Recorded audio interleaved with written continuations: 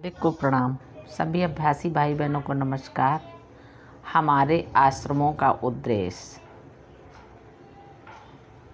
हाँ प्यारे भाइयों एवं बहनों, जब अभ्यासियों को समारोह आदि में एकत्रित होने व ध्यान करने हेतु अच्छी एवं ज़रूरी सुविधाएं उपलब्ध कराई जाती थी तो मेरे मालिक हमेशा बहुत खुश होते थे। वे हमेशा इस बात पर जोर देते थे कि ऐसी सुविधाएं बहुत अधिक न हों, बस पर्याप्त हों। मुझे याद आता है जब हम शाहजहाँपुर आश्रम में थे, लोग तरह तरह की सुविधाओं के बारे में सोचते।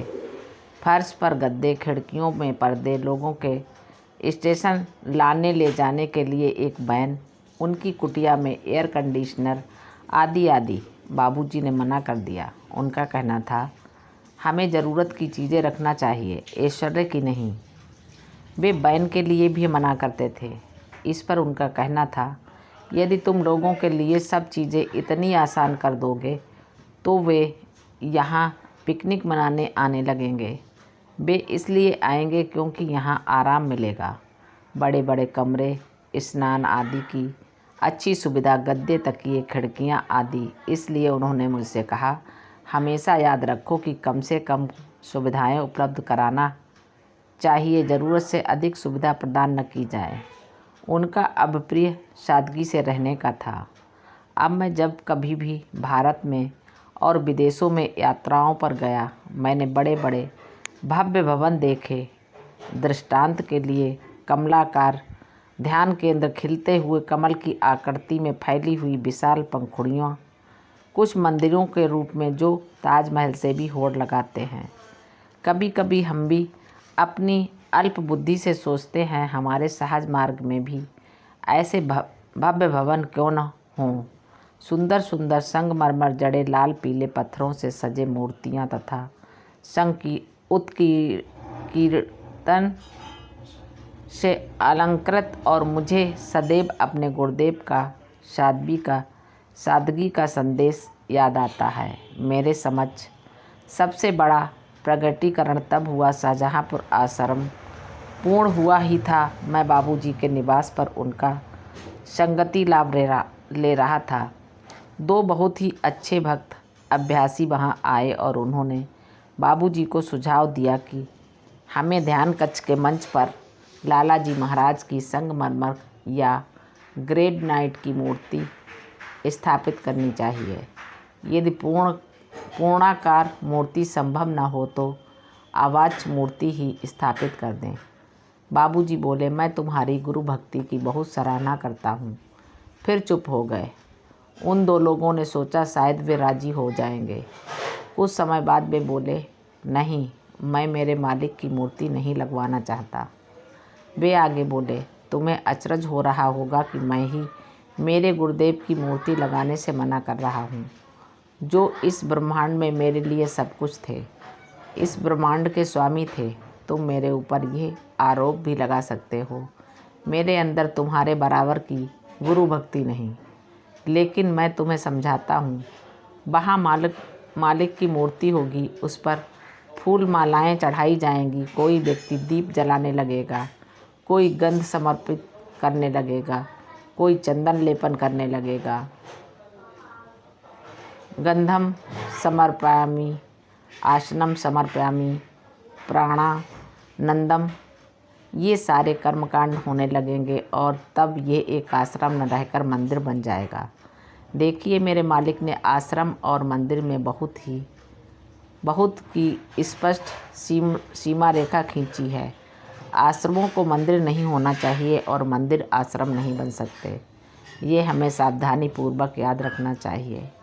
मेरे मालिक ने इस अंतर पर जोर क्यों दिया, इसका सबसे बड़ा एवं महत्वपूर्ण कारण है कि हम मंदिर में किसी देवी देवता की पूजा करने जाते हैं जो हमसे बाहर एवं पृथक हैं। वहाँ हम भी बाहर रहते हैं और ईश्वर भी बाहर रहता है और हम वहाँ उसकी पूजा करने जाते हैं। मेरे मालिक ने एक बार मुझे बताया कि हिंदू धर्म या सनातन धर्म की सबसे बड़ी कमजोरी है कि हमने ईश्वर को बाहरीकरण कर दिया। आदमी को कहीं बाहर जाकर उसकी पूजा करने को बाध्य कर दिया है, जबकि वह सब जगह हैं। वे बोले, ये हिंदू मानस की अनंत जड़ निर्बलता बन चुकी है, जबकि प्रारंभिक युगों में ऐसा नहीं था, और यह बात वे हमेशा शौक से बताया करते थे। डॉक्टर वरदाचारी अपनी शोधों में पाया कि वेदों में मंदिरों का कोई उल्लेख नहीं है, न मंदिर पूजा का। उन दिनों कोई मंदिर नहीं हुआ करते थे। और तब बाबूजी ने बड़ी उल्लेखनीय बात कही, जो हमें समझना अति आवश्यक है कि जान लो, वहाँ मंदिरों में असलियत गायब हो गई। उसका स्थान प्रतीकों ने ले लिया। अब जहाँ मंदिर हैं वहाँ कोई ईश्वर नहीं। इसलिए हमारे सामने बड़ी हास्यास्पद स्थिति है। व्यक्ति मूर्ति की रचना करता है, मूर्तिकार मूर्ति बनाता है, तब कोई ब्राह्मण आता है और वह उस मूर्ति का पवित्रीकरण करने की घोषणा करता है। तब एक पुजारी आता है और वह मूर्ति का दैवीकरण करने का दावा करता है, और मालिक कहते हैं, यदि वह उस पाषाण का दैवीकरण कर सकता है तो मनुष्यों का दैवीकरण क्यों नहीं कर सकता? क्या ये संभव है कि जिस व्यक्ति में इतनी शक्ति एवं समर्थ है, वह पत्थर को भगवान बना सकता है जिसकी अन्य सभी जन पूजा कर सकते हैं? तब क्या उसमें इतनी शक्ति समर्थ नहीं कि वह मनुष्यों को या स्वयं को ही पूजा करने योग्य वस्तु बना सके? ये हमारी दूसरी अनंत जात कमजोरी है कि हम ऐसी वस्तु की पूजा करते हैं जो अपने आप में पूजा योग्य होती ही नहीं। उसमें ऐसी कोई बात रहती ही नहीं कि हम उसे पूजें। निसंदेह कोई सौंदर्य प्रेमी कह सकता है कि ये विग्रह मूर्ति बहुत सुंदर है, देखो कितना अच्छा सौष्ठव है, कितनी सुंदर लग रही है। किंतु पूजा ऐसी वस्तु नहीं है जो वस्तुओं की सुंदरता की सराहना कर सीमित हो। अतः इसी कारण से आध्यात्मिक रुझान वाले व्यक्तियों के लिए मंदिर पूजा उचित नहीं है, अथवा अभ्यासियों एवं या साधकों के लिए जो परम धाम तक पहुंचना चाहते हैं, तब मंदिरों की क्या उपयोगिता है? बाबूजी का कथन था, सच कहा जाए तो वे किसी काम के नहीं हैं, लेकिन मैं ऐसे बोलूँगा तो लोग मुझे पत्थर मारेंगे। हाँ, वे इतना प्रयोजन सिद्ध करते हैं कि लोग कुछ क्षणों के लिए भगवान को याद तो कर लेते हैं। इससे उनको तनिक संतोष मिल जाता है। मैं मंदिर हो आया, मैंने मेरे भगवान की पूजा कर ली, हुंडी में पैसा डालकर थोड़ा दान धर्म कर आया, किंतु ये कोरा संतोष का भाव है। इससे उन्नति हो सकती है, प्रगति हो सकती है। बाबूजी ने स्पष्ट रूप से दोनों की संभावना से इनकार किया है। अब प्रशिक्षक गण इन सब बातों को जानते हैं, लेकिन हमें कभी कभी इनके प्रस्तुतिकरण के मामले में सजग रहना चाहिए। हम ये नहीं कह सकते कि वहाँ ईश्वर नहीं है, क्योंकि ये कथन भी सत्य नहीं है। जब ईश्वर कण कण में व्याप्त है तो वह मंदिर में क्यों नहीं होगा? इस संदर्भ में मुझे डॉक्टर वरदाचारी के घर में घटित वर्षों पूर्व की एक घटना याद आती है। हम सब बैठे हुए थे और डॉक्टर साहब अपने पूरे जोश में थे। मुझे ये तो याद नहीं रहा कि वो कौन था, किंतु वह व्यक्ति तब ही तिरुमलाई जाकर सानिध्य के दर्शन करके लौटा था। उसको मन ही मन बड़ी प्रसन्नता हो रही थी और वह बड़े उत्साहपूर्वक मंदिर की पहाड़ी पर चढ़ने उतरने का वृतांत सुना रहा था। डॉक्टर वरदाचारी ने उसके ऊपर तीखा प्रहार किया। वे बोले, तुम बेवकूफ़ हो, तुम समझते हो भगवान वहाँ बैठा है, क्या वह सब जगह नहीं? तुम वहाँ पूजा करने क्यों जाते हो? वहाँ तो पत्थर का एक टुकड़ा मात्र है। वह व्यक्ति मंदिर में स्थापित देवता तो अभी तक कुबेर भगवान को ऋण का ब्याज चुका रहा है।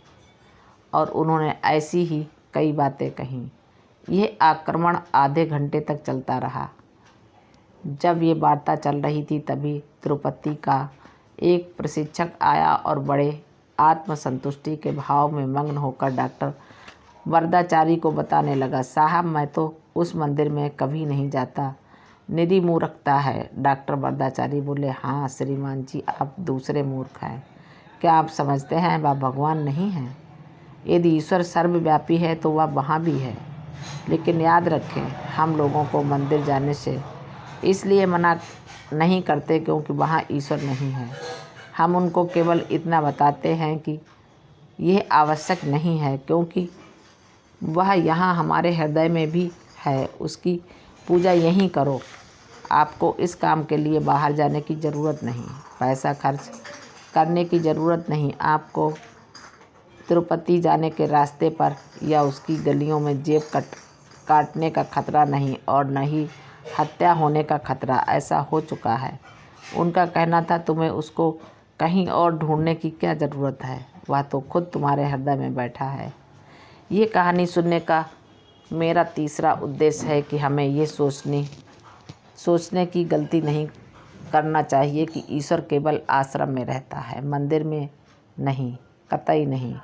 आश्रम एक ऐसा स्थान है जहाँ बैठकर हम ध्यान करते हैं और उसको अपने अंदर खोजने की कोशिश करते हैं।